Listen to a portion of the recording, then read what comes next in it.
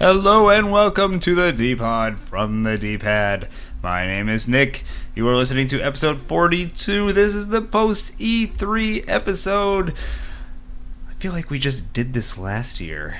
Sharon, are you out there? I'm here, yes. Hello, how are you? So overwhelmed.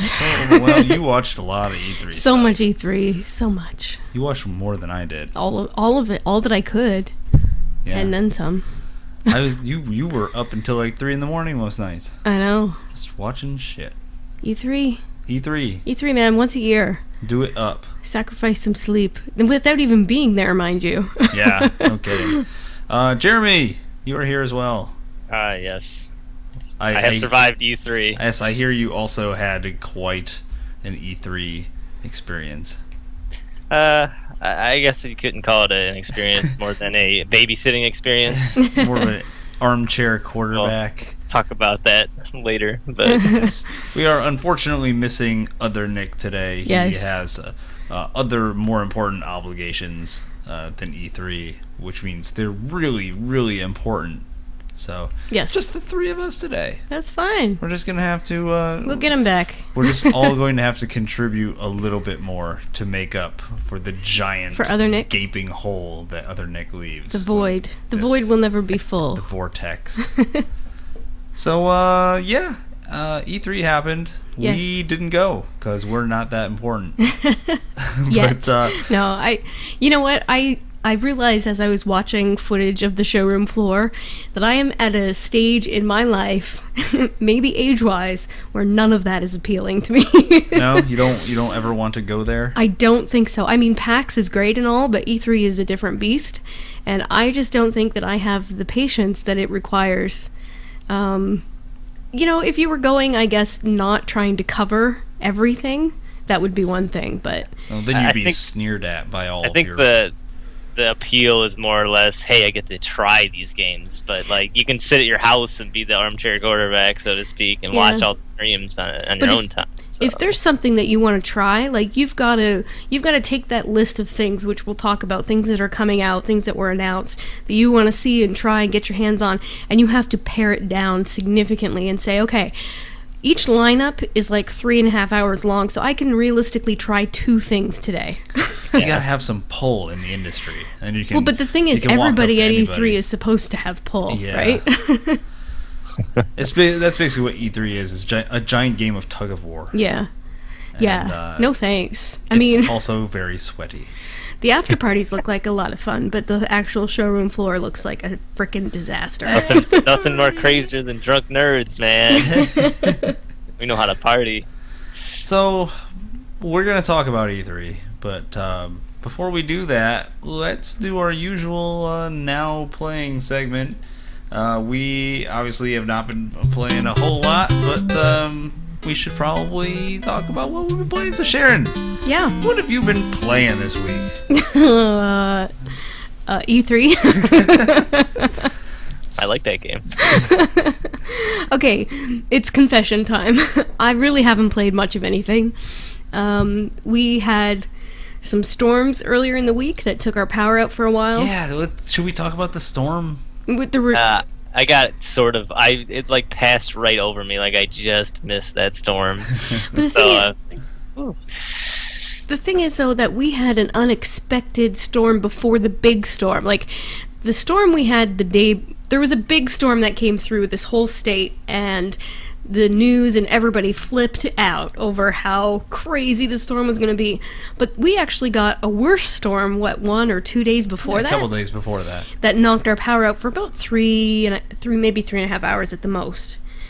And we can talk about the storm, but what I'll just say is that when the power was out, my 3DS was charged, and so was the iPad, so I played a little bit of Scribblenauts Unlimited. Yeah. Yeah. It sure beats playing the game Avoid the Tornado. Yeah. which was the other game that you and I played co-op at. Yes. That same day. But we also beat that game. Yes. We won the game. The end boss was not that hard. Yeah. Yeah, so we were in the path of a tornado this past week, and we decided to get the hell out of Dodge. Yeah. That was fun. I think that was probably the only time you played any video games this week. Other Yeah. than that, you were glued to E3 coverage. I know. It's shameful. I'm going to have to make up for it this week. So that's it. That's all you've been playing. Yeah, nothing. All right. I guess I'll go next because mine is equally as dumb. Oh God! I'm the highlight of the show. You are the mortar holding this brick together. So yeah, I think I had mentioned last week that I was involved. Yes, I was involved in a tournament. And last week I mentioned that I was playing Bonk's Adventure for the Game Boy. Yes. We talked about it for maybe like 30 seconds. So I continued this tournament. I am actually still alive in this tournament. So let me kind of gloss over what this thing is all about once again. So I'm in this tournament where there's about 50 people all playing, and they get randomly paired up, and then randomly chosen game and goal is given to them, and they have to race to see who can finish it first. And it's a double elimination tournament, so you can lose twice, and after you lose twice, you're done. So I've been part of this tournament, and previous to last week's podcast, I had my first round match, which was Bonk's Adventure for the Game Boy, of all things, and I ended up winning, so I went on to the next round. So ever since then, it's basically been me versus the most randomest of random Super Nintendo games that you can think of. So actually, Jeremy, you were missing the week that we did our Super Nintendo podcast. Darn. Which is too bad. But oh yeah, I think I listened to that at work, and I was like, man, I wish I was there. We're gonna bring it full circle here for the next 10 minutes because I am about to talk about some more Super Nintendo games. 10 minutes. Yeah. So yeah, 10 whole minutes. So the next game that I played actually ended up coming up. When I heard it, I knew immediately it was going to be trouble because it is a certain type of game. And that game happens to be Maui Mallard in Cold Shadow, which is a Disney game, which anyone who's around for the Super Nintendo era knows that Super Nintendo Disney games have a very special kind of flair to them. Disney really wanted the animation in their 16-bit cells to be super tight, and it is, actually. You can see, if you're watching our videocast, that Donald Duck, it is Donald Duck, by the way, looks really fluid when he's running and everything. Unfortunately, it makes his hitbox freaking impossible to predict. Also, the scrolling is really weird, too. Like, you're always at the very left or very right of the screen, and it just kind of invariably shifts. It's kind of headache-inducing in a way. Other than that, it's a pretty basic platformer, run and jump and shoot. But there's nothing particularly special about this game. Let me kind of move forward a little bit. So when you get to stage 2, you actually get new abilities where you can turn into a ninja, I guess. So Donald Duck turns into a ninja in stage 2. And again, the controls not that great. You have these nunchuck abilities, and you can kind of beat up on these characters, but the game is pretty whack. Pretty ambitious. Like, I'll give it credit for being ambitious. And again, animation, really good. Graphics, also really good. But, you know, the thing about Disney Super Nintendo games, they forget about the gameplay part, which is kind of the most important part. So, a little bit. I got involved in this Maui Mallard race, and this is the goal of the race was actually just to beat stage 2, and it was these ninja dudes that I'm beating up on right now is actually the end of the goal. Unfortunately, I was unable to beat them, and I had to continue. And that's about when I found out that the continue system in Maui Mallard apparently involves something other than just continuing over and over again. Like, it's point-based, or you have to collect continues or find them in the actual world, something of that nature. And I did not collect any continues. So when I got to the last guy of the goal and I died, I didn't have any guys left, I had to start over from stage 1 all over again. And I ended up losing my second match to some random guy. and I'm super depressed about it because I don't know. I feel like the continues thing was not fair. It's not fair. Here's me gaming over, I think. Oh no, actually this is my one. I had one continue, and I continued. I still couldn't do it, and then I did not have another continue. So Maui Mallard, I do not recommend it. It's it's a Disney game for the Super Nintendo. It's other Disney games I can think of that are also bad. Things like The Lion King and The Jungle Book, and God, what other movies? I'm sure there's probably a Beauty and the Beast game or something. I don't know. Don't play Disney games for the Super Nintendo. Just don't. Do yourself a favor. Walk away. Go watch the movie instead. Yeah. So that was round 2. So as I had mentioned, it was a double elimination tournament. It's actually still going on. So losing once did not knock me out of the tournament. It just knocked me into the losers bracket. So now I'm a big fat loser in the losers tournament. However, I can still win the tournament. I just have to win every single match from here on out. So after Maui Mallard was done, I was like, great, what's the second game going to be? And again, they stuck me with the Super Nintendo. And this is one I'm actually kind of sad that other Nick is not here today, because I'm sure he would probably be able to make some valid comments on this game after some of the other stuff he's talked about on this podcast. But the second game, well, I should say the third game I had to play was Donkey Kong Country 2. Diddy Kong's Quest. And actually, I think Nick joined us in the stream when you were broadcasting. Okay. Yes. Jeremy, you've played this before. Yes, I played it a lot. Me and my buddies used to jam on it when it was like relevant. So, do you like it? I like it. I think it's one of the better ones of the series. I mean, because I think that was the first game you really got to play is Dixie Kong. I think you're right. Yeah. So it was just kind of like that new, like, oh, you can fly with her and do all this other crazy stuff. So yeah, I don't know, I liked it.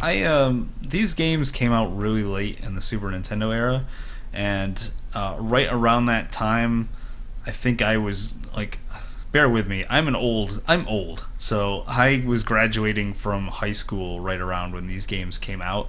So I was in transition, like going to college, and I totally missed the whole Donkey Kong Country thing.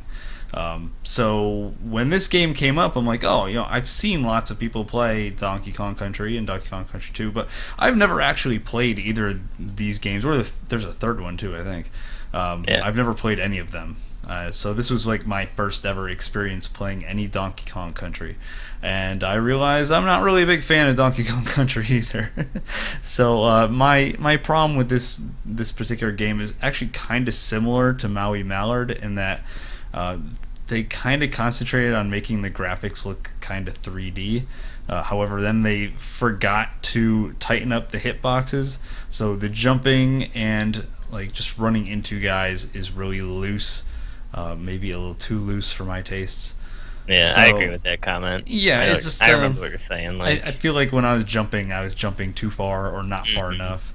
And that's a problem too with the game, because there's a lot of like angry jump to platform real quick. Yeah. And if you mess up, then you gotta go all the way back, and it's like, oh. Yes.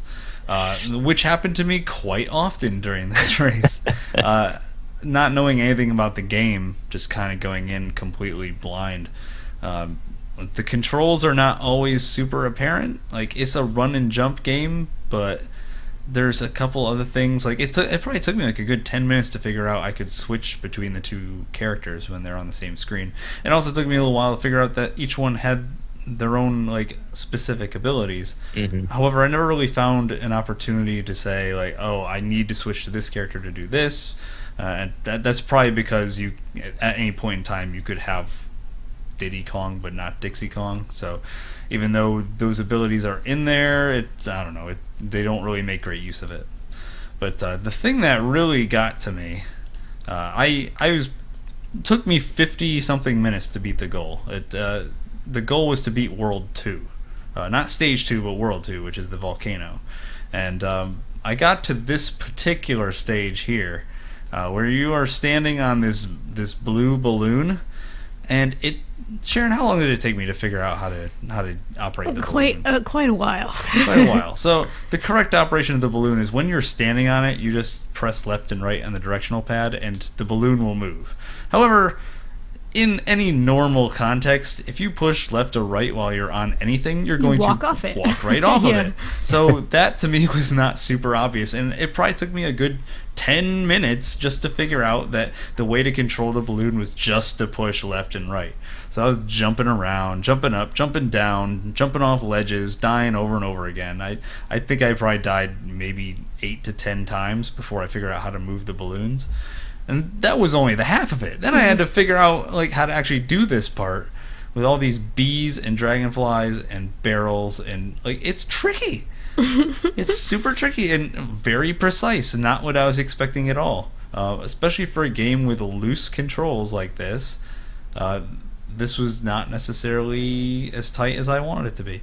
My luck, as it would have, my opponent had also never played a Donkey Kong Country game, so I managed to still win this match. Oh, man.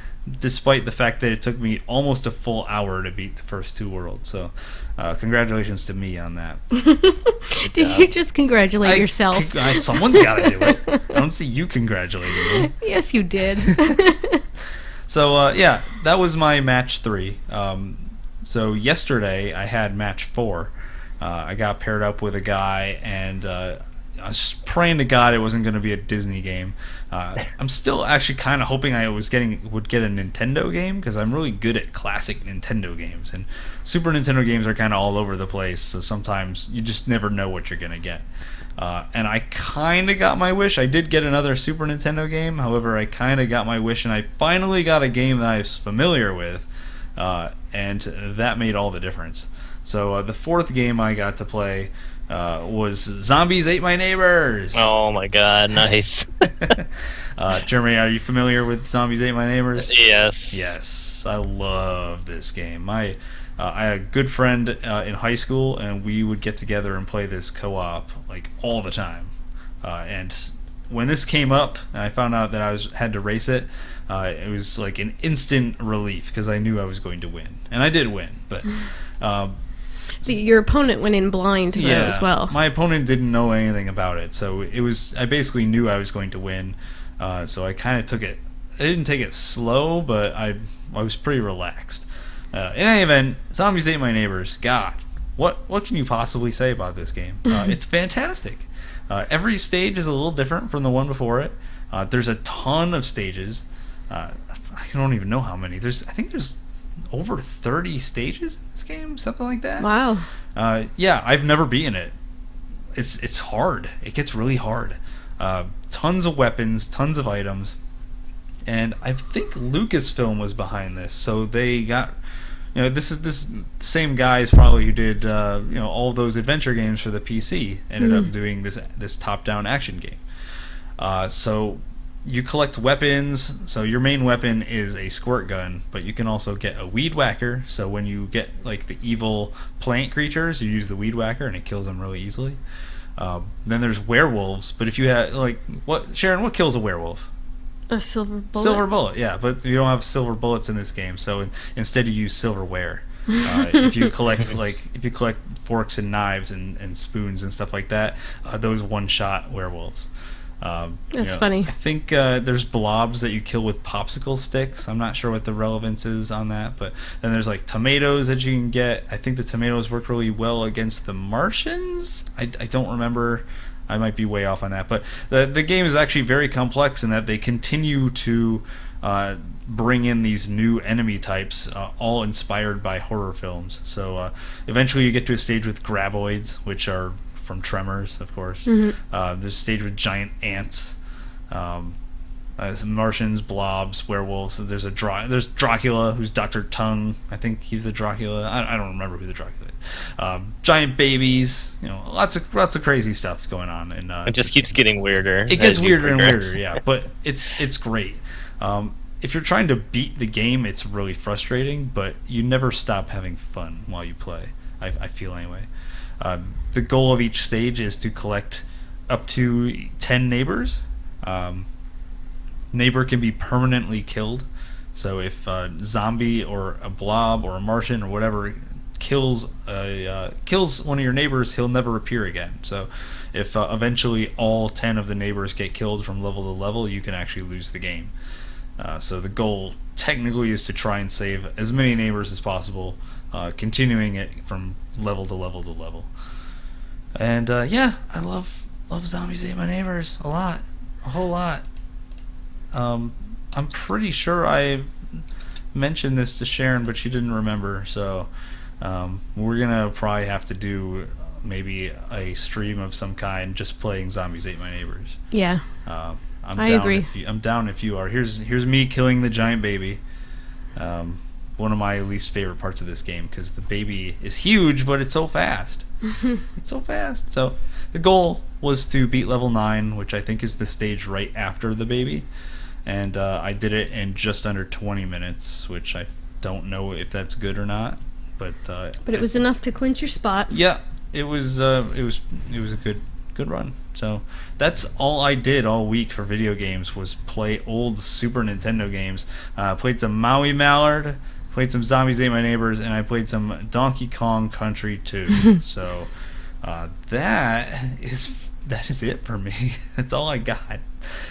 Beyond that, I was mostly just paying attention to E3 stuff. So yeah, that's it. Yeah, an exciting week. I mean, there's a lot going on, so I didn't want to start something and then be like, just got watch E3 instead. So playing those short bursts of Super Nintendo games kind of did me in a little bit. So there will be more of that tourney coming next week. So I still have to lose one more time to get knocked out, and then I will stop talking about it. But until then, I'm still alive. I'm still alive in the losers bracket. But I think I worked it out. In order to win the tournament, I think I need to win eight more matches, at least 8 more matches. So, that's a lot of matches. Yes, it was a big tournament. So that's all I got. The good thing is that you have been streaming it at twitch.tv/from the Dpad. So if you want to continue to follow Nick's adventures in, I don't know what this tournament is called. Yes, so I just have been referring to it as tournament, the mystery game tournament, because every game you get is a mystery. Yeah, so if you're interested in continuing to follow that, then head over to twitch.tv/from the Dpad and click the little heart button, which I think follows us and lets you know when we go live. Unfortunately, the times that those races happen is unpredictable. It's just a matter of finding my opponent and saying, hey, let's do this. So. No, but what I'm saying is if they're following us, then they will get an email that says, hey, the Dpad's going live. And you can either choose to join us or not. I know. I just wish I could say it was like, Saturday at 7, watch a robot turn into a car and crush a million other things on a I would watch seat's that. only $5. So that's all I got. Sunday. Yeah, exactly. There you go. Turns into a dragon and then breathes fire. So, Jeremy, what have you been playing? Well, because I was trying to take it easy this week because of E3, a bunch of my friends contacted me and it said they were playing this DayZ mod called Origins. Oh. So, for those who really, if you don't know by now, I don't know where you've been the past year, but the DayZ mod is a mod of Arma 2, and then a community of gamers and modders took the mod and modded it even further. So Inception. Yeah, we got an Inception going on here. So Origins is pretty much. I'm gonna go on a limb here and say that if the DayZ standalone does not come out soon, Origins will be better than it. Really? And that's a sad truth, but yeah, because if you've ever played DayZ, one of the main faults of the original was you couldn't really progress. Like you were able to build tents and like put them in the woods, and you could put your gear in there or whatever, and make yourself a little camp to kind of come back to. But the problem was any random person could stumble across it and open your tent and take all your loot. So you go to bed, for the night, and you wake up in the morning and all your stuff's gone, and there Yikes. goes the past week of progression and getting items. Gone. And then it makes it worse because people can get like helicopters and they just fly over the forest and go, oh, there's a tent, let me drop down and steal this person's stuff. So you can imagine the frustration when trying to play that game seriously. For sure, yeah. So with the Origins mod, they added a bunch of different features, such as housing, so you can build your own house and put And a lock keypad. the door? Oh, yeah. Put a keypad on it and lock your house so people can't get into it. And you can build cars with armor plating on them. Like it's very advanced than what the original mod was, and it kind of fixed a lot of problems. But the funny thing is, it's just like a community of modders continuing to build on the base of what DayZ is. So, and I mean, I've seen pictures of the standalone that Bohemia and Rocket and them are working on, and I don't know.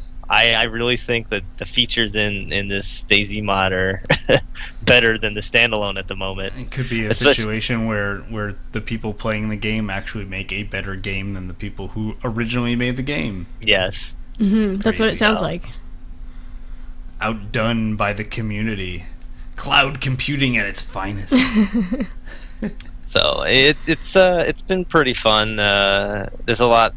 I mean, it's a different map, so I'm unfamiliar with pretty much every city, so I just find myself running around for hours trying to find stuff. It's really dark.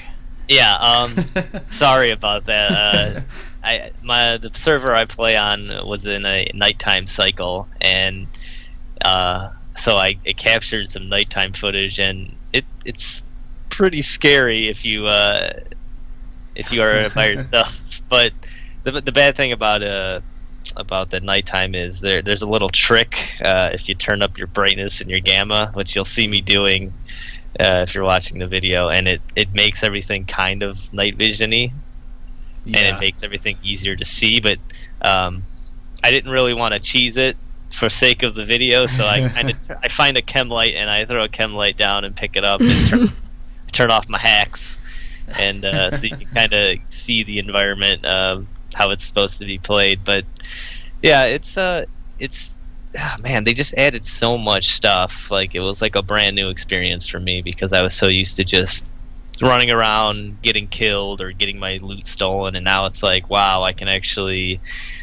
go out for a purpose, come back, build my house, build a garage. Like you have a community of people playing, and it becomes really fun. You're not just like hiding in a corner going, oh my god, I don't want anybody to come over here and steal my stuff. I think that's great that it can continue to perpetuate itself, like you said, a whole new experience with a game that's been adjusted and adjusted and adjusted. So that's great. Pretty funny. I just, do we even have like a date on the official DayZ The yet? standalone? Are they out of jail yet? Well, those guys, I think they might be, but the problem was like Rocket went to Mount Everest, so they didn't really have like their brains, right, so to speak, working in the studio, and then I don't know, like they keep pushing it back, and if you've been following our Facebook page, which you should be, and you should go like it right now, I posted an article yesterday about how Rocket, who's the creator, was trying to talk with Microsoft and get DayZ on the Microsoft or on Xbox One, and it's like, dude, you haven't even released it for PC. You don't know the bugs. Like he was more or less complaining that Microsoft's too limiting for developers, and there's a bunch, like if he had to do updates, you have to pay for every update, right, and stuff like that. So.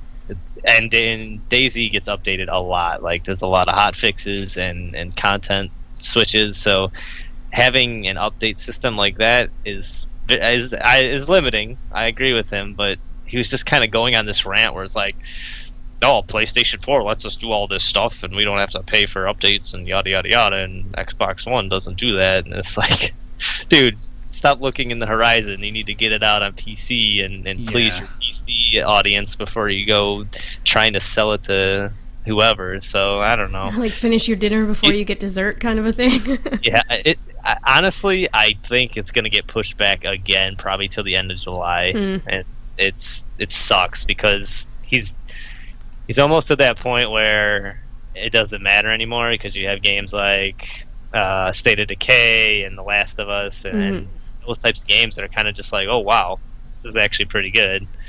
So I don't know. Its time is coming to an end if it doesn't happen quick here, at least in my opinion.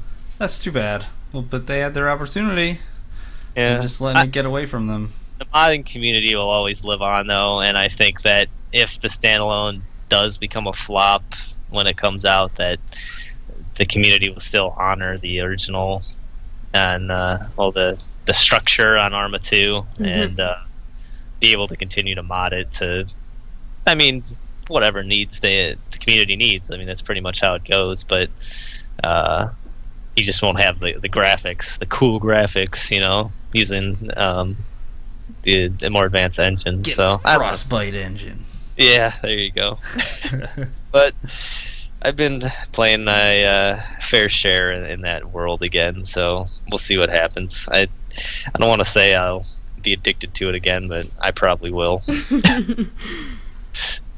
All right. So, yeah. I think that's everything. That's Wow. everything for now playing. Usually we're like an hour and a half into this podcast, That was guys. quick. We just hit the half-hour mark. Oh. So yeah, I guess instead of Okay, taking so- our usual break, maybe we should just go directly into E3. And start talking about what has kept us from gaming. Yeah. What's kept us from gaming? Gaming kept us from gaming.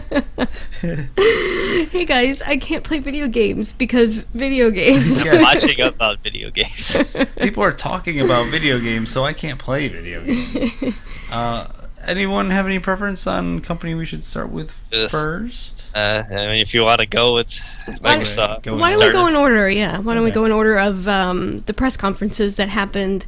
See, and this happens every year. They want to do earlier and earlier. So E3 technically started on Tuesday, but all of the press conferences occurred on Monday, with the exception of Nintendo, who did like a Zero. yeah.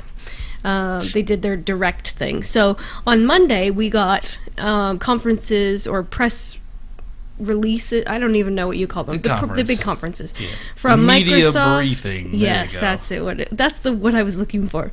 So we got them in this order. We got them from Microsoft, from EA, from Ubisoft, and from Sony. It was a long day. It was. So let's talk a little bit about Microsoft, who came out and not that long ago they showed us Xbox One, or announced Xbox One, and they went into it a little bit more, and then they talked mostly about the games that are going to be released at, I don't know if it's at launch or just with this system early on.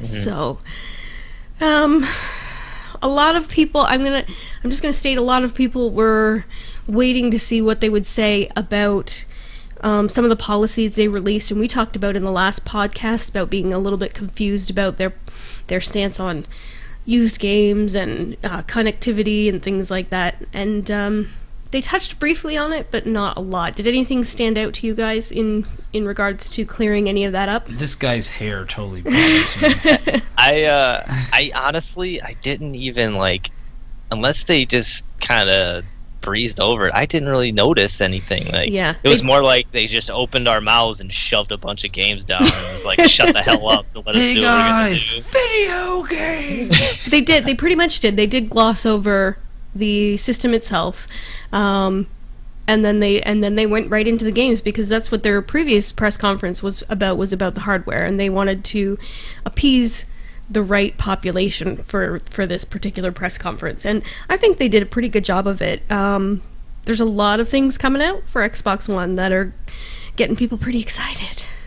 Such as... Okay, well let's talk about Forza 5. Which Forza 5. I know you're probably burnt out on it because you're not a Forza dude. I've played my fair share of Forza. I just don't know how to pronounce it. Forza? Oh yeah, didn't he say Forza Forza. during the thing? Is that really how you? Oh man, I think that is actually how you're supposed to say it. Whatever. Because isn't it Italian or something like that? Forza. Forza. It's like Mercedes, Hey, right? Vinny, go get me a Forza with some mozzarella on it, huh? So a lot of people got really jazzed about that. It looks really good. It's another Forza game. Then what else did they announce? Let me get the list in front of me here. Oh, I'll just while you're getting that, the thing that really caught my eye for Microsoft was that Project Spark game. Okay, that's fair. Like it was just like the content creation one. Yeah, I don't know. It was different. So it says Project Spark experience an open world digital canvas that enables anyone to build, play, and share whatever they can imagine. So very open-ended description there.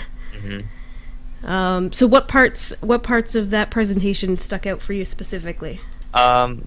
Just being able to sort of manipulate the landscape with even a tablet, like how they showed where he was playing, but his buddy was kind of like dropping in meteors and helping him defend the area. But even like the creation itself, being able to make a landscape and then have somebody take that landscape and build on it is a pretty cool idea. Yeah.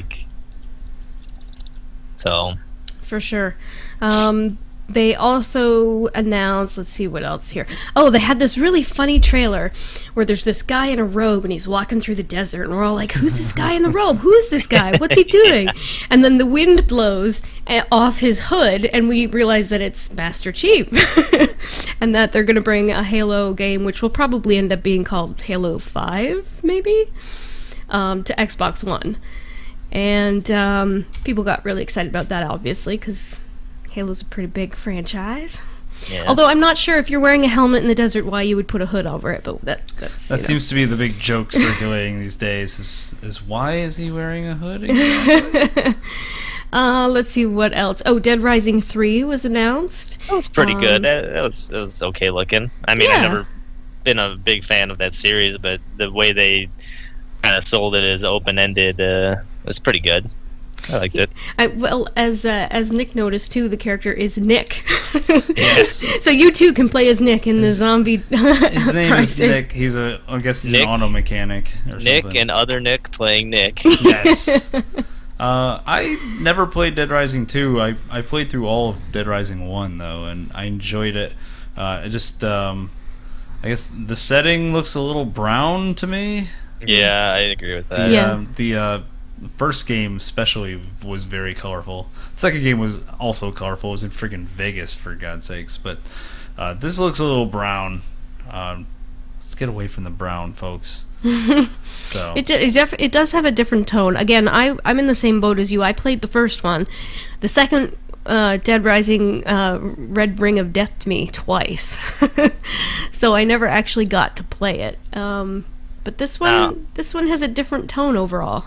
Yeah. Now, was this also a game where they showed the tablet? Was that how he dropped the warhead in to kill all the zombies, or was that something else? No, that was. I think you're thinking. Oh, what was that game? Remember? The Division. I think that was a different press conference. Well, how did he call in like the missile strike at the end of the Dead Rising preview? I forget. No, there was some way he did it. It's on our screen right now. Actually, I think he's using his phone. Oh, there we go. Yeah. Okay. So yeah, there was that. They also talked about Battlefield 4. Oh which, God! Don't even get me started. I'm about I don't know. I love this game. I'm sorry. This is my E3 game right here. Is it? Yeah. It looks a lot like Battlefield 3, which I didn't play a lot of, but I'm sure that it's I'm sure there are things that are going to make it stand out from Battlefield 3? ? Yes, like giant jets sliding off the side of. Oh, that's right. They had that QuickTime event or it might have been gameplay, where they shot the jet and it slid off the carrier. Yeah. Well, the multiplayer is really interesting. I'll just kind of do a quick overview. I don't want to spend too much time on it, but so like all the levels now have Levolution is what they're coining it. Levolution. So, yeah, so pretty much the like silliest name I've ever heard. Go ahead. I'm sorry. There's a point in the middle of the map they've been playing all week. It's a skyscraper, so you can actually take an elevator up to the top of that thing, right, and defend the point, and it's on top of the building. Now, if a squad goes underneath the building and blows up the 4 structural pillars, the building will fall and like crash and make a huge dust storm, so it blurs visibility, and it also makes the point drop to the ground. And then there's rubble, so you can change the map and change the points, so it's not just like a big camping fest like shooters usually are when you have objectives. Right. So you can kind of manipulate and destroy things to make accessing the points you need easier, which I thought was pretty cool. I'd like to see it on more maps, see how they can do that, because right now it's just kind of like a big skyscraper and then you blow it up, and then that's like the only kind of noticeable change in the environment that's huge. But yeah, but that could be significant enough. Yeah. For and sure. everyone has been going tablet crazy. It's been kind of ridiculous, hasn't it? Yes, and that's the same thing with, I guess sure we'll talk about it with the other games, but Battlefield 4 is, you can use the commander mode, which is, if anyone's played Battlefield 2, there was a commander mode where one person kind of, oversaw the fight and dropped in artillery fire and missiles and all kinds of stuff. So they brought that back for Battlefield 4, and so you can, you don't spawn as a character, like you just fulfill the commander slot, and you have, depending on what the team on the ground gets, like, so if you hold A and B, you have access to a scan and an EMP, and if they hold like A, B, and C, you can deploy a gunship for them and drop vehicles and weapons and stuff in. So it's kind of like the commander seat's kind of like an RTS for the first-person shooter, I guess. That's interesting. It looks very interesting, and it's going to change the way the game's played a lot, definitely. And it'll also make it so that you don't have this feeling like you're in a 64-player game and nobody's doing what they're supposed to, I guess, because the commander can tell the squads where to go, and there'll be like a huge like rally point where you're supposed to go, like your specific team. So it kind of keeps the flow of battle more consistent, so unless it doesn't feel unless like you're griefing or trolling. Well, Like, yeah, you still don't have to do that. Yeah, there will always be those people, but Yeah. at least for me, I like it when the team works together, and I'm just hoping that the commander mode kind of makes it, more team oriented without having to say, "Oh, everybody get on TeamSpeak. We're gonna rally a squad together." So I'm gonna give the commander tablet to my 2-year-old son and say, "Go at it." Well, that's the tablet thing. It's like you can pretty much be the commander. Like, I'm riding the bus. Let me log into Battlefield 4 and be the commander. Like, it's cool, but like, there's so many things that could be wrong with that. So I don't know. There's a lot of good features coming. I just tipped the iceberg with that, but I don't want to spend forever on it. But it's definitely a looker in my eyes. Tablet thing's so weird. I'm still trying to wrap my brain around that dynamic. It's the gimmick thing now, like, because a majority of the games that I saw, at least at E3, like, they all incorporate it in some fashion. Like you're talking about The Division, which is also another game that I'm really looking forward to. But like, you just, oh, hey, can you log on your tablet and deploy a UAV and tell me where these guys are real quick? Like, it's, I don't know, man. It's weird. You know what it kind of reminds me of in that sort of way is when back in the old days of MMOs, and maybe even today, I don't have the familiarity anymore, but in the old days, someone would have 2 accounts, and one of their accounts was their bot. So it's like, oh, their buff bot. Like their scout or exactly. whatever. I have this second character, and the only purpose that it has is to keep me powerful. I'm hoping that they have some sort of IP check to where you can't have like your tablet and connected to the same game as your computer. It's kind of a hard and out of the way thing for them to do, but it would also kind of help to not have that sort of backup, because it's like, okay, well, one guy could play as infantry in Battlefield 4 and log on his tablet and be the commander, and then he's gonna obviously send all the missile attacks to wherever he's fighting, and just neglect the rest of the team. So I don't know. It's kind of a cautionary thing. So we'll see. We will see. I just don't want it to be one of those situations where it's like, oh, I'm gonna sit down and play some video games, but I better get my tablet too, so I could be that jerk, U3 honestly felt like every tablet company known to man just came to the video game. Everybody that makes video games and kind of just got on their knees, was like, please sell our product. Think some way to sell our product. So yeah, I don't know. So let's kind of keep this ball rolling. Okay. Well, hold on. We're still on Xbox, because we got to talk about the price. Well, I'm not there yet. You're not there yet? No, I want to gloss over a couple other games that got noticed. Okay. This one I want to bring up because I think it's so silly. Assassin's Creed for Black Flag. Isn't that more of an Ubisoft thing? Well, no, I'm just going to throw it in here. Okay. Is because I think when we sat down and counted, we said this was like the 7th Assassin's Creed in like 4 years or something. Assassin's Creed, yeah. Go ahead. It's been 1 year since Assassin's Creed 2. So it was 2, Brotherhood, Revelation, 3, and then Black Flag. So this is the 5th in 5 years. Okay. I got something to say, but go ahead. No. They also talked about the Call of Duty Ghosts again, briefly. And Watch Dogs, which they announced last year as sort of like their shocking game at the end of last year's E3. That was Ubisoft. You are totally on Ubisoft. I'm still okay. Well, Assassin's Creed and Watch Dogs, both Ubisoft. Well, it's just a coincidence that I picked those ones. The last one I wanted to point out was one that I think is going to hit on a few nostalgia strings. It's the Mad Max game. Mad Max, which actually looked pretty okay. I mean, it's okay. Post-apocalyptic wasteland, which I'm sure we're all burnt out on, but The Road Warrior is the best movie of all time. But I'll drive Max that tanker. I'll play that. Are you kidding? Yeah, I just want to drive a tanker through the desert while a guy in a hockey mask tries to kill me. Just to go back to Assassin's Creed just for a second. Okay. I saw a story yesterday that said that they have a trio of games lined up after Black Flag. So Assassin's Creed 5, 6, and 7. You're gonna yellow get flag, more. white flag, and polka dot flag. Yes, you're gonna get a lot more if you love that series, and if you don't, well, then you're gonna suffer. But whatever. You're gonna skip them probably.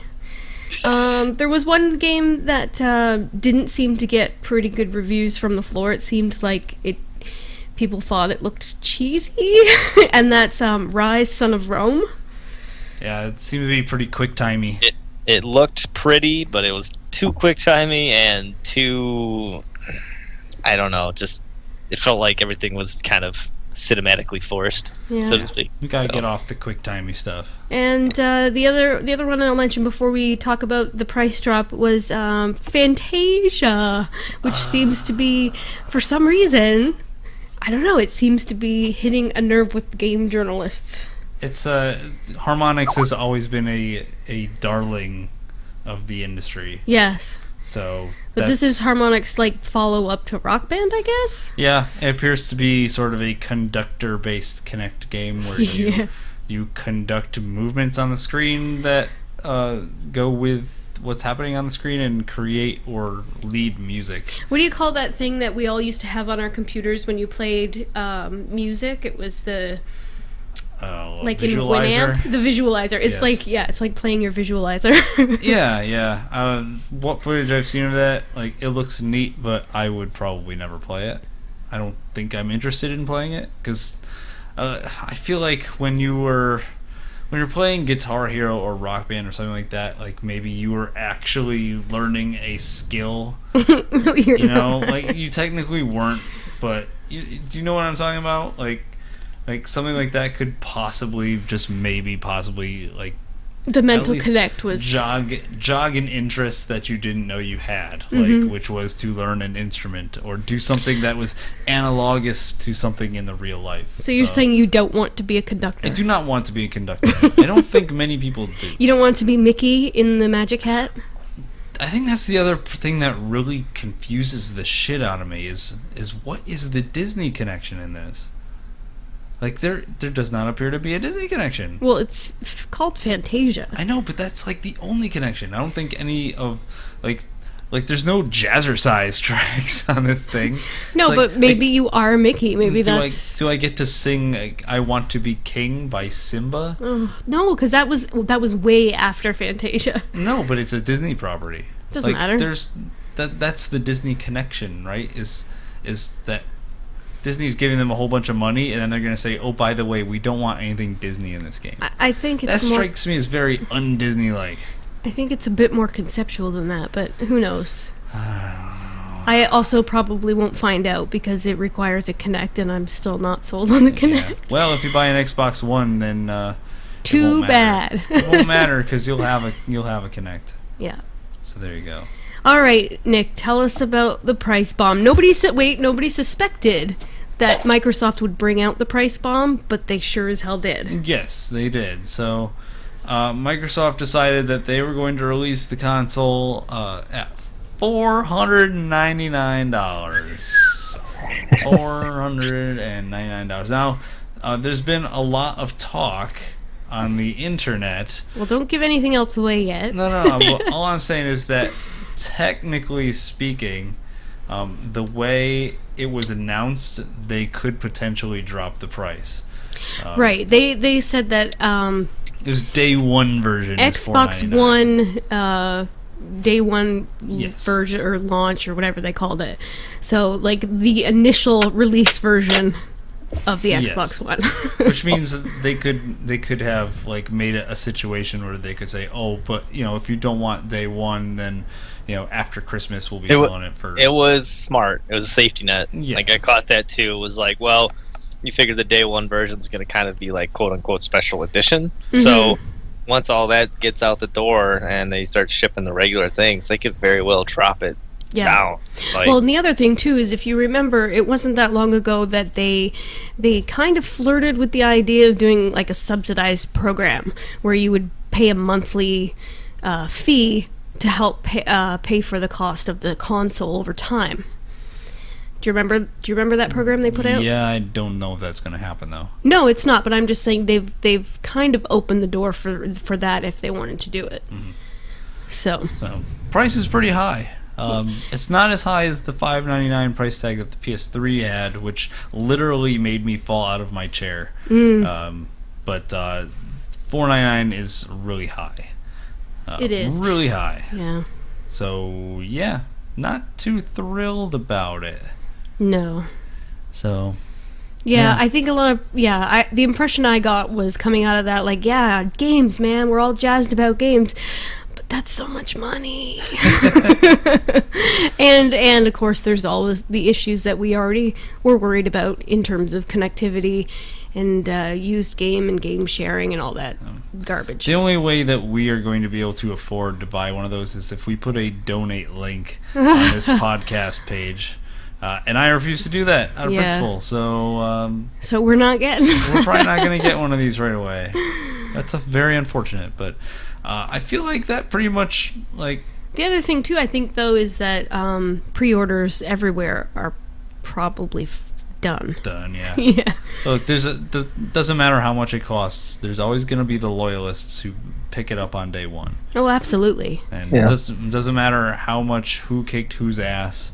Someone thinks that the Xbox One is a great product. It might very well go on to be a great product. Yep. And when the 360 first came out, I was a naysayer, and I ate my words for many years because I played my 360 a whole lot over the past 6 to 7 years. So. Well, to be fair, my initial analysis of the gamers that I know who are not into following the industry like we are do not seem to be too worried about the console wars. They just want to get the next version of what they enjoy now.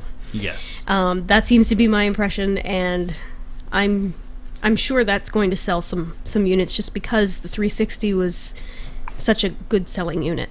Well, if you want to move into the 360 or the PS4 discussion, kind of segue here, it's like Microsoft took a little bit of a gamble going first because Sony pretty much turned around and just went and made fun of everything that they did better than Microsoft. So yes, yeah, it was like, honestly, like I said earlier at the beginning of the podcast, it was like babysitting 2 8-year-olds, because it was like, oh, we did this better than you, and no, we do this better than you, and da da da da. It's like, oh my god, just shut up already and show us the system and the games. We don't care who's better than the other. Like, so should we jump forward to Sony? Like, it doesn't matter if like the EA. Yeah, that's fine. Okay.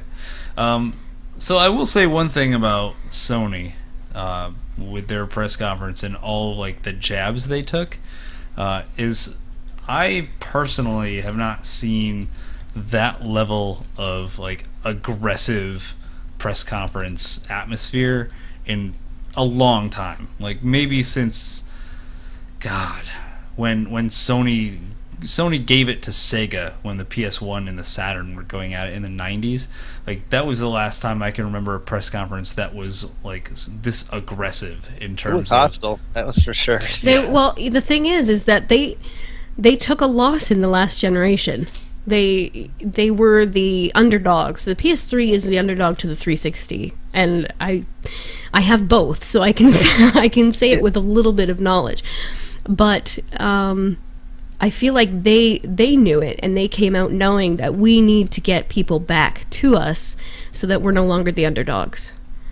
Yeah, and I think it, in a way, that's kind of refreshing that they realize that they fucked up last time. Yeah, I mean, they were paying attention. There are a lot of companies that would have been like, yeah, we had a great last time. Like, the last generation was fantastic. We did great. Well, it would take a lot for them. I mean, they had to come out swinging because, I mean, on top of pretty much losing last generation and having like all that stuff in the news about the PlayStation Network being down for so long and getting hacked and just overall the system in general, like they had this kind of shroud following them, so they needed to come out strong, and I think they did. Yeah, they did. Not be like the most professional way to do it with how they just jabbed at Microsoft, but whatever. Fuck professional. This was fun. It was really fun, but let's take a look at how they went about doing this. The first thing they did was they came out and they talked about the Vita. They tried to get people excited about some of the stuff that's coming to the Vita,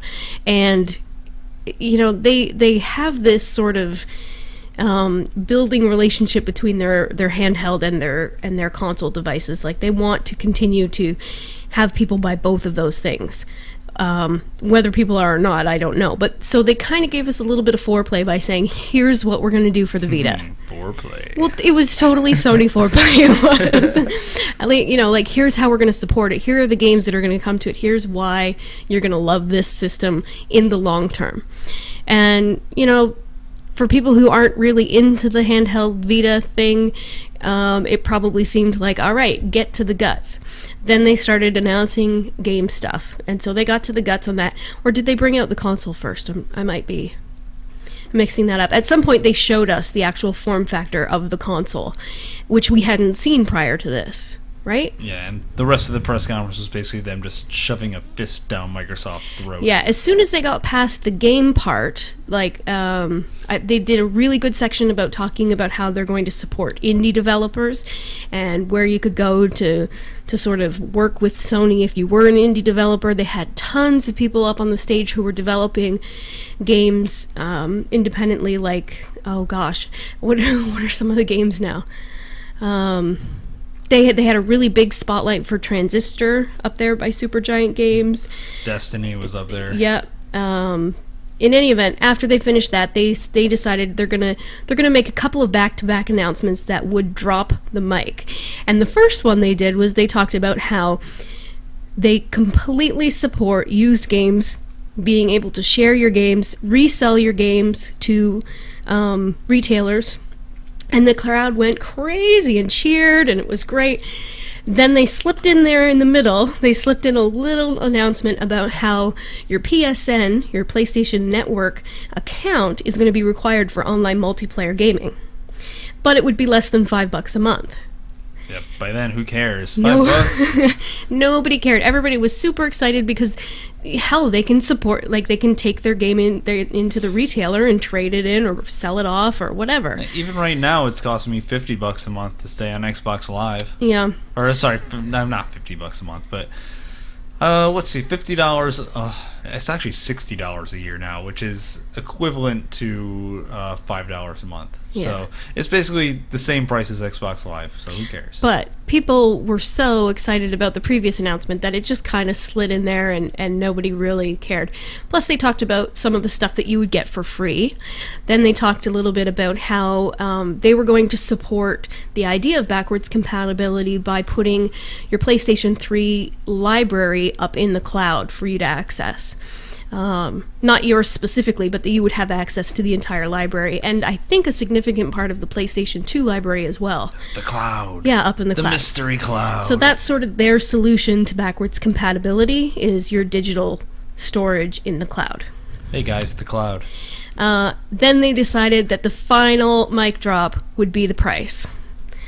And they came out and announced their console would be for $399. How many dollars less is that? That's $100 less. 100 simoleons. Yeah, that's $100 in your pocket. Pretty ridiculous. Of course, the crowd went ballistic when that happened, and I, of course, was on Twitter through the whole thing, and Twitter exploded. and yeah, like that essentially changed the landscape of the next generation for the better, because as consumers, we are here in the midst of competition, which is only good for us. I can't believe that happened. I know. That happened. So I don't know how much you guys remember about the E3 press conferences the year the PS3 was announced. The 360 came out a year earlier, but when Sony came out and announced their price at $599 for their top model, like it was like that was the day that Sony died, because they knew already for like a full year that the 360 was $400, and they were overcutting it by 50%. Mm-hmm. So this year they come out and totally reversed it. Yeah. Totally reversed it. Pretty ridiculous, but I love it. This is the same exact thing that Sony pulled on Sega in like 96 or not, probably 94, when they announced the PlayStation 1 was going to be like a good $100 less than the Saturn. Man, Sony pulled it out again. Yeah, I really feel like I said, I'm not a fanboy one way or the other. I played my PS2 until it broke. I played my Xbox until I had a 360. I played the 360. I still play the 360 more than play my PS3. I don't have allegiance in one way or the other, but the reason that particular press conference got me so excited is because we're now going to see competition. And that's good for the consumer. Yeah. And, Jeremy, we'll see a new Kingdom Hearts game for you. Yeah. Well,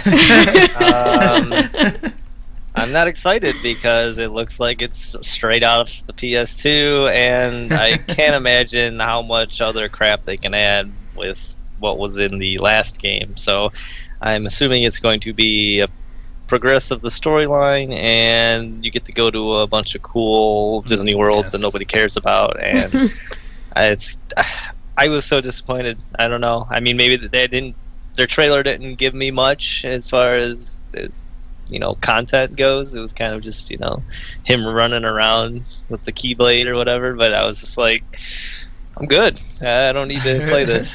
But it's funny because I actually made the comment in jest, but it sounds like you actually want another good Kingdom Hearts game. I want another good Kingdom Hearts game, but I just don't know if this is going to be the game. It's yeah. So that just kind of was like, but that's coming for both platforms, right? Yeah. I don't know. I think it is. I think The thing that surprised me most about this whole thing was that like some of the big franchises that you only found on like PlayStation are coming to Xbox. Like Final Fantasy's coming to Xbox. Right. Kingdom Hearts Which is coming now to Xbox. Which is So- now what, Final Fantasy 15? Didn't they? Yeah, they Final went Fantasy right 15 from as well. 13 to. Well, 14's the 14, MMO yeah. that they're re-releasing, which is terrible. I'm just telling you right now. But they're re-releasing this in a couple months here, so they'll just jump from, as far as single-player games go, from I think 13 to 15. I think that's right. So. Yes. Yeah. 13, 2, and then 15. No, yes, the 2 is killing me here, ruining Final Fantasy with your 2's bullshit. There was actually a lot of positive spin on the Final Fantasy announcement, but like my days with Final Fantasy are over. I'm Yes. happy to say. That said, if people are excited about it, then fine. It's just more power to Square, I guess. But Yep. take it or leave it. Like you said with Kingdom Hearts, I'll take it or leave it with a new Final Fantasy as well. But there were lots of other games at this conference as well, like Infamous, Destiny. Had a big showing at the Sony conference. Yes. So lots to look forward to. This is Yeah. going to be a damn good generation. It is. Oh, and I should add, too, that Microsoft announced that their console would be available in November of this year, and Sony said by holiday of this year, so shortly thereafter. Basically the same statement. Yeah. Well, what'll happen with that is everyone will be like, "Oh, it's coming November. We hear the PlayStation might come out near Christmas, so we'll just save our $100 and wait." That's what's probably gonna happen.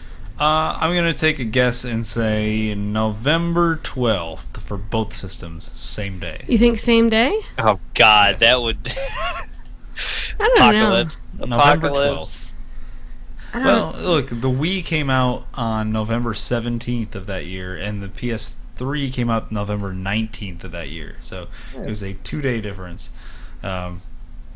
I mean, we won't see the same exact day, but I'm guessing like within a week of each other. Same they'll day both is be kind of out. iffy because, like, you know, the people that bought the Wii, I obviously reviewed it online, and the people who were kind of skeptical and waiting kind of could make their decision within those 2 days. Right. You know, but yeah, I don't know.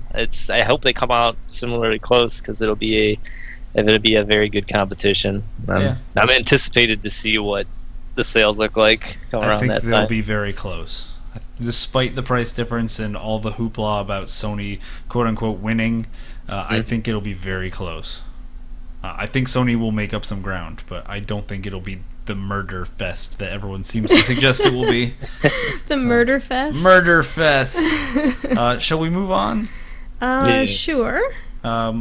We I guess we could talk about EA for like 10 minutes. EA Less. EA did a bunch of sports stuff. Hey guys, sports. Nobody cares. The same shit we always do. They talked about FIFA and Madden. They talked about Peggle. Madden for a long Hey time. guys, Peggle. Oh yeah, Peggle Peggle. 2. That Yeah. one slipped in there like, "Oh yeah, guys, and Peggle 2," and then he kind of ran off the stage. Oh man, I wish they had expanded on Peggle 2 even a little bit. But hey guys, Plants vs. Zombies. Dude, that Garden looked pretty Warfare? good. I'm not gonna lie, that looked pretty fun. It looks like Team Fortress, but Plants vs. Zombies. Oh, Yeah. that's a good point. It's like a tower defense Yeah. Team Fortress sort of. Yeah. Huh. And then Peggle 2. Yeah, Peggle 2. I'm down with some Peggle 2. What else did they talk about? They had a lot of their conference obviously was based around sports because sports is kind of their thing. Yeah. But probably worth mentioning that they're going to try and release a basketball game this year. Oh yeah, that's right. The reason it's important is I know some people don't care about sports in general when it comes to video games, but the whole EA basketball thing is like one of the silliest stories in video games. Basically, the NBA Live franchise that EA works on was touted as like a great game up until maybe about 2006 or 2007, and then 2K with their 2K series, their NBA game actually got better and better and better and better, and eventually EA decided to scrap NBA Live and try and make an all-new game. So they called it NBA Elite. Unfortunately, it was coming off so poorly, and then there was a YouTube video leaked of the demo, and it was so bad. I think it was the Jesus. You guys remember the Jesus Christ pose? Mm-hmm. It was like the character in one of the characters on the basketball court had his arms straight out, like he was on the crucifix. Yeah. So that came out, and EA is like, dude, we can't release this game. We have to scrap it. So they scrapped it, said, hey, we're going to go back to the drawing board. It'll be out next year. So next year, I think they decided they're going to change the name back to Live at that point. And it missed the deadline again, and they scrapped it a second time. So who knows how much money they spent planning to release a game for 2 years. I think Elite actually, the first year, did come out. Oh, okay. But it never hit store shelves.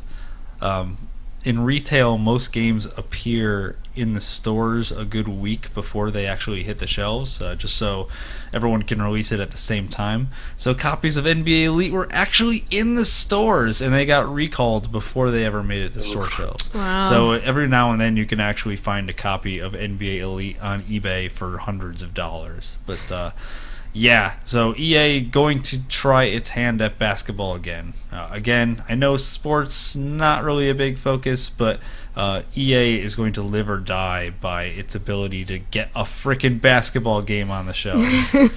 So other than that, Madden and FIFA are Madden and FIFA. Those games sell. Doesn't matter how good they are. Yep. I'm sure the first round of those games on those consoles will be hot shit. So, Yeah. What else did EA show? I think they did a Need for Speed thing, didn't they? Did they? Maybe? They did more Battlefield. Mirror's Edge 2? Oh yeah, Mirror's Edge 2. Hey guys, Lots of people were Mirror's Edge 2. excited about that. Looks like More an parkour? origin. Looks like an origin story of type. Yeah. Yeah. I don't know. I just saw Levolution pop up on my screen. And I had a weak moment. You had a moment there. Yeah. The Witcher. Oh yeah, The Witcher. The Witcher. I actually really, after I saw that part of it, I want to go back and finish The Witcher 2 because I've been really enjoying it. I never finished it, and Not- I'm like, ugh, I Me need neither. to. Yeah. New Dragon Age. Mm-hmm. Yeah. Any Dragon Age people in the house? I'll take cricket? that as a no. Crickets. Yeah, and Battlefield. Yeah. So they have some decent stuff in their catalog. So not terribly worried about them. I was kind of hoping we'd see more Peter Moore on stage because I've made it quite public that I'm a big Peter Moore fan.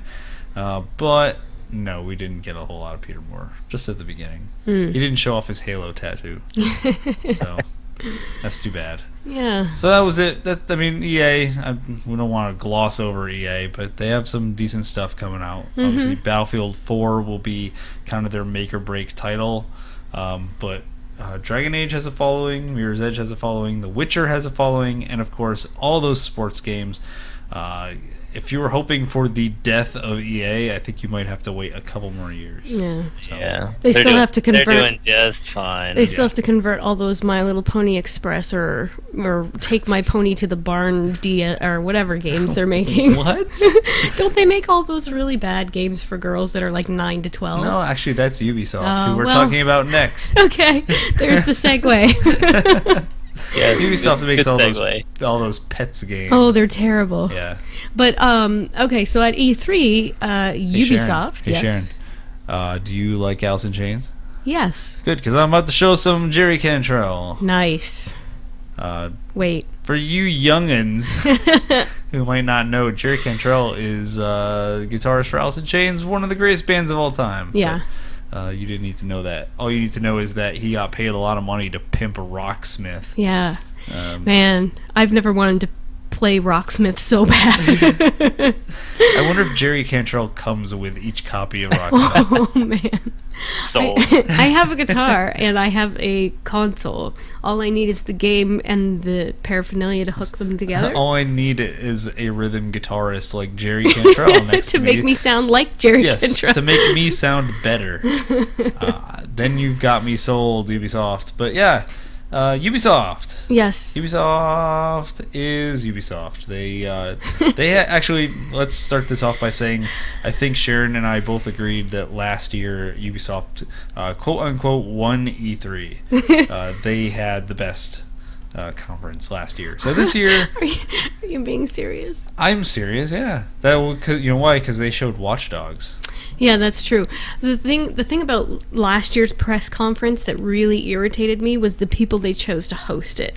Right. And the scripted writing that they performed during the conference, and I guess the unscripted writing that they tried to kind of, I don't know, fly by the seat of their pants, so to speak. I don't know what you're talking about, Sharon. Aisha Tyler is. I'm sure she's a really great person, but she's not. I don't enjoy her in this particular role. I think she's at least 8 feet tall. Well, and she was wearing like 12-inch stilettos, so that kind of helped. But at least she pointed it out, you know. I will say that she seemed much more comfortable in her role this year than she did last year, and she didn't have the internet guy with her to kind of... Yeah, internet guy was the worst, but yeah. Let's not talk about that because that was last year. Yeah, so I'm just saying, you know, she did a better job. Still made it hard to get through the conference. Look, I care about the games, not the host. So then let's focus on that. All right, let's talk about Rayman. You guys like Rayman? Yeah. Rayman's cool. Yeah. My only disappointment with Rayman is that if Michel Ancel is working on Rayman, then he's not working on Beyond Good and Evil 2, which is, I think, and so many people just need to realize it's not happening. It's not going to happen. It's not happening. Stop trying to make it happen. It's never going to happen. The problem is they teased us years back by showing a trailer, and then it was like, oh, there's a trailer, that means there's a game. But that and the fact that when pressed, no one will say that the game is canceled. Like, all they have to do is say, we are not making this game, and people will stop making a big deal out of it. Duke Nukem syndrome? Yeah, basically. Yeah. So instead we get Rayman games, which is fine, because Rayman games are also have a lot of character. Yeah, so. It looks like they have a new character in this edition as well. Yeah, this Viking girl you see is actually in Rayman Origins. Oh, is she? There's several cute little girls in that game which act as... I don't remember her being. Yeah, they're not playable. They act as kind of segues from stage to stage. So it looks like they took one of them and made her a playable character, which is cool. Mm-hmm. Yeah, these Rayman games always have a lot of character and a lot of personality, a lot of color. I am down with color, especially after games like Dead Rising 3, which are all brown. Yeah, they're fun co-op and they're friendly and they are what they are. Rayman's cool. Yeah. So now that we got Rayman out of the way, how about we talk about Watch Dogs? All right, you're totally messing up my list. But let's do it. Well, what's next on your list? No, it's okay. Go ahead. Okay. So, yeah, Watch Dogs. We saw Watch Dogs last year, and it was kind of... I feel like it was kind of the game that... Sharon's going to kill me for this, but kind of defined what the next generation was going to be, because it was the first game that we saw last year that looked like it could definitely not happen on the current generation. Right. Well, I'll agree with that, but I'll add to it that it's the first game in a really long time that we've seen do something innovative. Yes, phones. Yeah. Well, not only phones, but the entire approach to how the character is moving through the environment. I think that was a new way to look at it for us last year, and they expanded upon that this year. I still like the feel of this game. I wish it was not as gun heavy as it appears to be, but I think I'm okay with that now. I think this game is going to be your next Assassin's Creed. Yeah, and it almost looks like they took the tech from Assassin's Creed and applied it to a more modern situation. Yeah. Right down to like the Assassin's Creed HUD, which has always been one of those things where it's like, hey, this game takes place in the 1500s, but it's all digital. Like this game kind of has that feel to it. Not obviously, it looks like, hey guys, look, it's 2300 AD with a HUD that looks like it's from 2300 AD. So I am looking forward to this. I think I want to play Watch Dogs a lot. I haven't been covering it very much, so like I don't know like the basic gist of it, but everybody talking about it and it's hyped. So Well, I'm assuming it's going to be good. Yeah, they definitely opened it up more this year with more of what they showed in terms of. We now understand that this particular character is moving through various storylines. Like last year, we just got a little peek. Now we kind of cracked the door open a little bit. Because we see, if you're watching the videocast or you're watching an archive of the videocast, you'll see right now our character is tracking someone who is involved in human trafficking. So I'm assuming that part of his involvement is going to be to stop this guy, and you'll see soon that happens. So again, that makes me assume that maybe there are other characters that he has to interfere with because they're also doing really bad and shady things, and he uses his phone in a vigilante kind of way. So he's sort of a watch dog. Watchdog. Hey. Dun dun.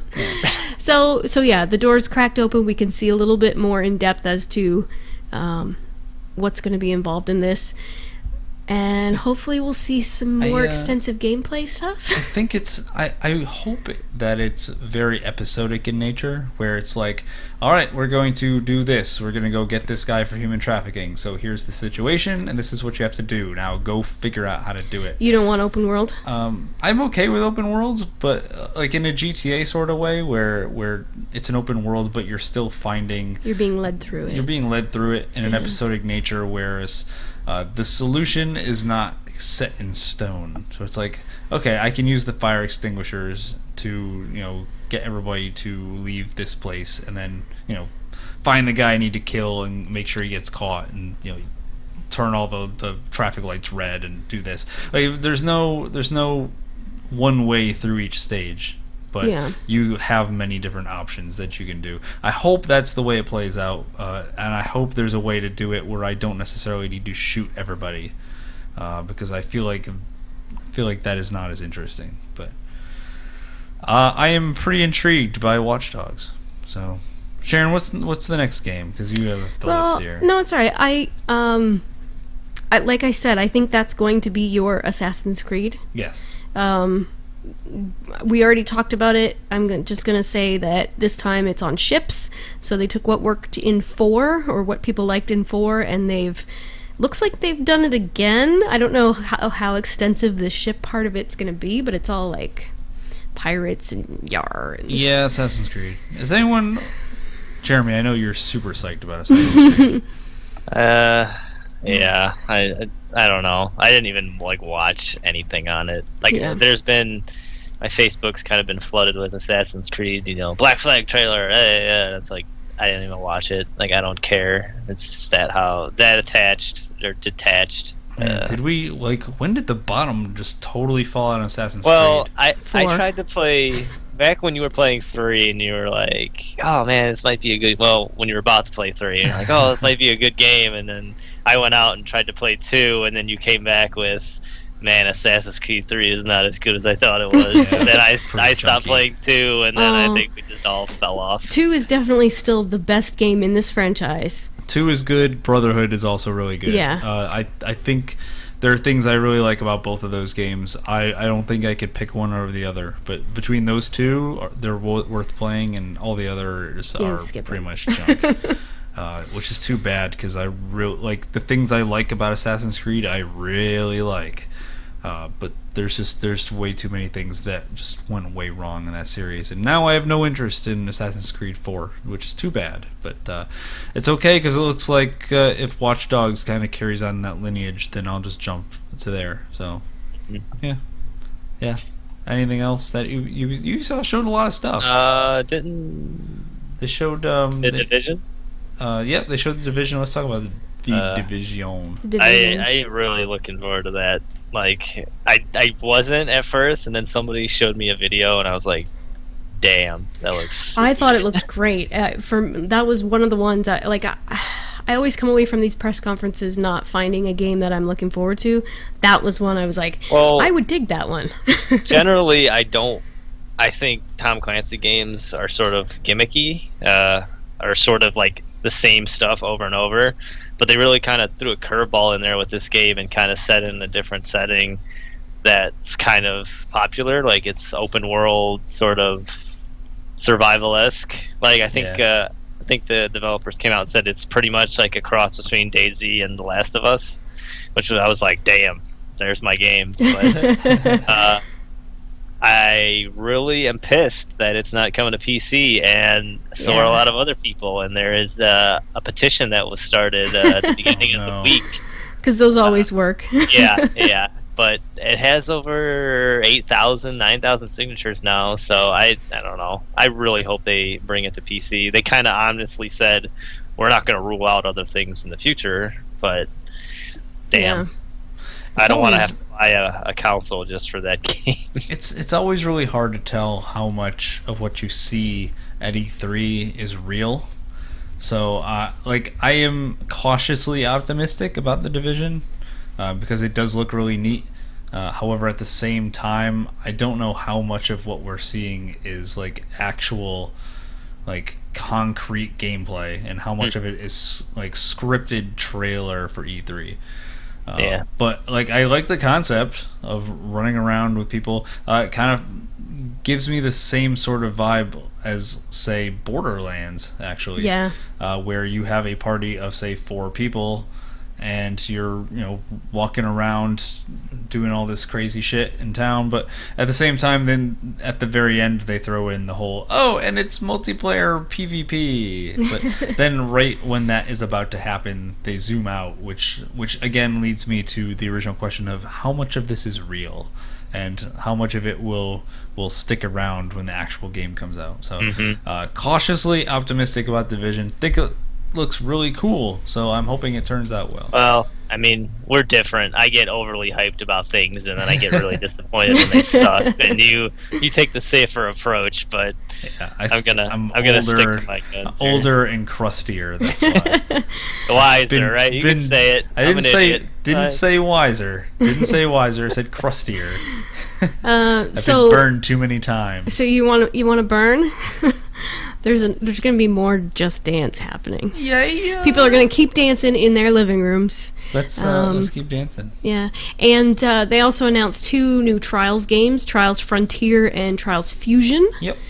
Trials games are really popular. They are. I've never gotten into them. I feel like I probably should. Well, they're not bad. But Trials is a happening time.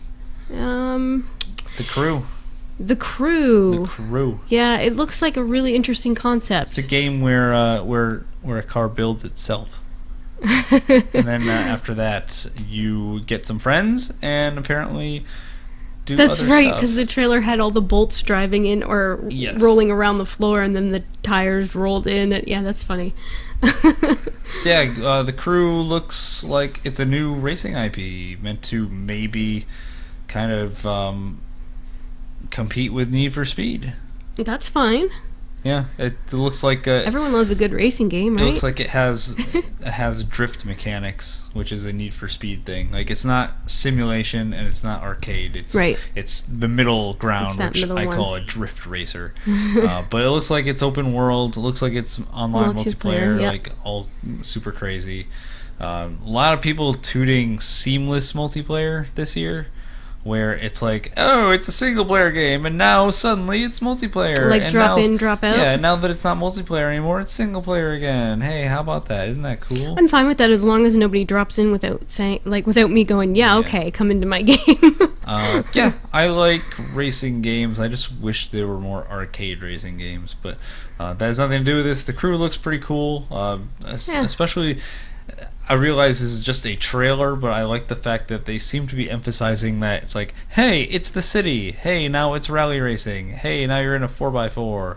Like, hopefully they actually stay true to that and make it, like, multifaceted. Yeah. Because I would like to play something of that nature. Well, the first thing I noted is that it's all in the U.S. Like, all the places they were driving was all the states. Yes. And I thought and their U.S. map was pretty messed up. Immediately, I was like, there are a lot of other places in the world where driving would be just as great. But they did say, I think at the end of their presentation, that it would be various places around the world would be included, if not right out the gate, then eventually. Cool. So yeah, I think that looks interesting. I hope it plays well. I really hope it plays well. Yeah. Initial thoughts from the E3 show floor was that the driving was still not great. So hopefully they fix that part. Yeah. There was one more that I wanted to mention, but we skipped it. It's I think it was an EA. Yeah. Oh, this must be the Rabbids, right? No. Rabbids TV show? I think because we're done with Ubisoft, right? Sure. We can be done with Ubisoft. Yeah. We neglected to mention Titanfall, which... Oh, yes. Excited for this, too. I thought you might be. These are the guys the Infinity Ward guys, and this is what they've been working on. So, do you want to tell us a little bit? The guys that made Call of Duty good are working on this game. Yeah. So do you want to... Jeremy, you seem to have watched, so do you want to tell us a little bit about what stood out for you? Yeah, for anybody that didn't watch, it's pretty much if you put a mech warrior or mech style game where you're running around in giant robot suits and you smash it together with Call of Duty, you get Titanfall. It's I don't know, like it's a very cool concept because it's a shooter that's not just infantry. You have mechs and big mech suits you can jump into. Yeah. And they have special abilities, but they also have weaknesses that only infantry can exploit, and vice versa. So it's the Titan may fall. Yeah, it's a tactical shooter. But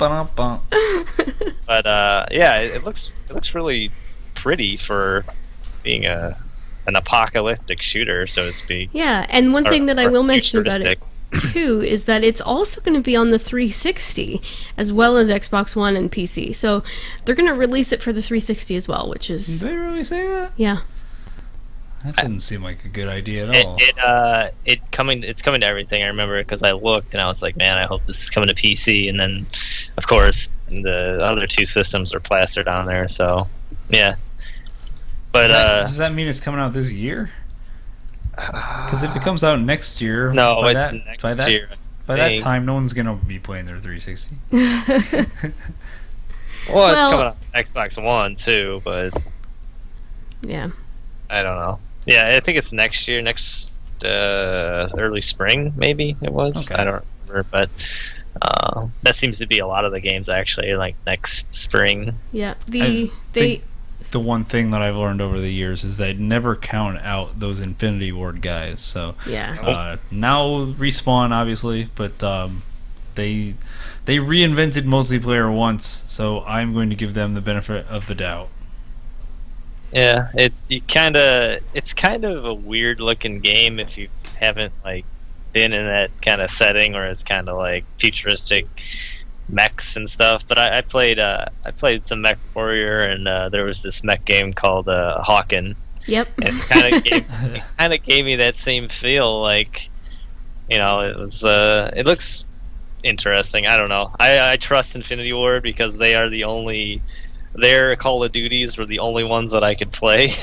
That really kind of got into. So I don't know. I have big hopes. It's shooter heavy. Like I think next year you guys are gonna see me fall off the MMO bandwagon, and I'm gonna be the FPS guy. Exciting. At least that you'll have to be our dude for FPSs, because I won't play any of this. I'll play some of it. All right. Play Borderlands. Come on. I think that's pretty much it. You know what? We were going to talk about Nintendo, and I don't think Nintendo had anything worth talking about. Sorry, go ahead, Jeremy. No, go ahead. What were you going to say? I was just going to say they talked. The one announcement that I noted was they had the announcement for Bayonetta 2. Do people want Bayonetta 2? Well, yeah, they do. But my question was, like, I played it on the 360, so why did Nintendo get to announce that? Because I think Bayonetta 2 is a Wii U exclusive. That's weird to me. Well, they tried to get something, right? Bayonetta 2, now with more clothes. Yeah, less hair, more clothes. Less hair. Yeah. It strikes me as pretty weird, just because like everything that Nintendo shows is usually very family friendly, and Bayonetta is not family friendly. No. Exact opposite. But I don't know. I'm sorry. I have a different opinion on Nintendo. I thought they came out strong for their their reincarnation era, like, because they released, everyone's like, what the hell, this Wii U is a piece of garbage, where are the games, what's, what is good about it? And then they just kind of came out and were like, yo, we're gonna throw down some of our franchise things here, like Donkey Kong and Smash Brothers and Mario and Mario Kart, and I was impressed. I mean, obviously it's not like on the level of Sony or Microsoft, but I think they did a good job kind of just saying, hey, we're still here and we're going to give you some nostalgic franchise stuff. So. That's exactly what they did. Especially with that Mega Man stuff. Oh, dude. I was like, man, I might have to get a Wii U now. Play Mega Man and some Smash Brothers. Yeah. But I mean, that's what they're doing. They're plucking those nostalgia heartstrings. Yeah. Well, I mean, that's what Nintendo does. Yeah, that's their and thing. It works. It's their shtick. But yeah, we don't have to get it. Yeah, I'd just like to note that is the only game Mega Man will ever be in ever again. If Capcom has its way. So, kind of sad. In any event, yeah. I mean, Nintendo, they had a couple things. Retro's working on a new Donkey Kong game, which kind of stinks because, as I mentioned earlier in this podcast, I didn't play any of the Donkey Kong Country stuff. I would much rather see them making Metroid games. But that re-release of the Wind Waker in HD, I thought that was. I mean, I love Wind Waker as a Zelda game. So yes, agreed. I think that's cool, and the thing is that it's not just HD. They actually added some extra features to make the game a little bit not as boring, because in that game you're pretty much sailing on the sea for a majority of the game and you go really slow. So I think they added some kind of like sail upgrade to where you go like ridiculously fast through the water. So that's cool. That'll be interesting to see those new features. They should have done with Wind Waker is add in all the content they originally cut. Like in Wind Waker, by the end of the game, you have no, they might be like that Ocarina of Time Master Quest, where all the dungeons were random and all that other stuff was added. Yeah, like they got rid of all of the Triforce finding stuff. Like you find all the Triforce pieces in the water, and apparently, as the game was originally designed, there were dungeons for each Triforce piece. So, hey, if they put the dungeons back in, I'll totally play that game again. That was a pain in the ass, by the way. Yes, Find those Triforce pieces. Oh my god! I like that game a lot, though. Wind Waker is great. Anyone who speaks ill of Wind Waker does not know what they're talking about. Oh wow! The game got a lot of static back in the day because it looked different. Because it was cell shaded. It was like as it turns out, that game's plot is actually way darker than most other Zelda games. So, yeah, Ganon with a freaking sword. Pretty awesome. Okay, I think we've pretty much touched on everything that we want to touch on for now. Unless you guys remembered anything else in the next 10 seconds. 9, 8. I don't know. Why don't you tell us what is coming out? Guys, what am I going to spend my money on? It is the week after E3, so it is particularly barren. Barren? Barren. Oh. Epic Mickey 2 for the Vita is coming out. Guys, this already came out for Wii U and 3DS, and it was bad. It was real bad. It was real bad. It got trashed, real bad. So this is a port of a really bad game. That's unfortunate. Yeah, so don't buy that. Okay. We have a couple other games all for PC that I've never heard of before, like Fist Puncher. Nice. And Mag Runner Dark Pulse. Huh. Dungeons and Dragons Chronicles of Mystara for PC, Xbox Live, Marketplace, Wii U. It sounds like a downloadable title. Check your local Steam. Yeah. And yeah, that's pretty much it. That's this week. Sorry, I'm tripping over my words here. The Last of Us just came out. Yep. So anybody playing that? Anybody here playing that? No. Kind of want to. What about I know other Nick's been playing it. What about Animal Crossing? You guys playing that? I want to, but you won't let me. I won't let you. I said nothing of the sort. So yeah, I mean that's that's pretty much it for this podcast. It was a pretty good podcast. I think we're gonna all go rewire our brains and actually play video games. yeah. You have to log back into Steam after being off of And it for a week. I would caution everybody that's listening and you guys to maybe throw an extra couple bucks in your wallet in a jar. Start Oh. saving Up for that Steam summer sale that's gonna rape Yeah. you. Oh man, I feel like we waited last year. We did. Like, it came in really late. I think we were expecting it around the 1st or 4th of July, It was and much it later came than in that. a couple weeks after Yeah. that. So start saving now because that'll probably drop in maybe a month, Oh. and then we'll have our now annual Steam sale podcast. Yeah, we should do that. Yeah, just like we just did our now annual E3 podcast. Ah. But bump ching.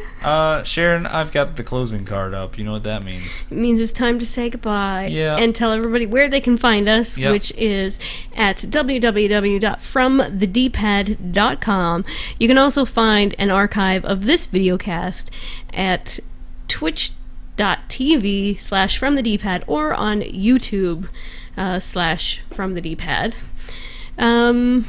Yeah, we're also on Facebook and Twitter and Google Plus. Sure. I think- On everything. Yeah, we're everywhere. Yeah, and feel free to email us, Nick at fromthedpad.com, Sharon at fromthedpad.com. We do our live videocast every week, Saturday, 2 p.m. Eastern Time. And if you don't catch us live, the videocast always goes up afterwards on YouTube and also on our website. And if you don't want to watch video, that's cool. You can listen to us too, because we do the podcast as well. That stuff all goes up on Mondays. Yeah, big thank you to Jeremy for joining us this week. Nick should be back next week, Yep. We'll see. hopefully. We'll see. Yeah. He'll be bummed he missed this podcast. Yeah. Yeah. We'll let him speak his mind. Of all the podcasts to miss. Well, Yeah. and two, he's the ever optimist, right? So he'll bring the happiness to our snark. Yes.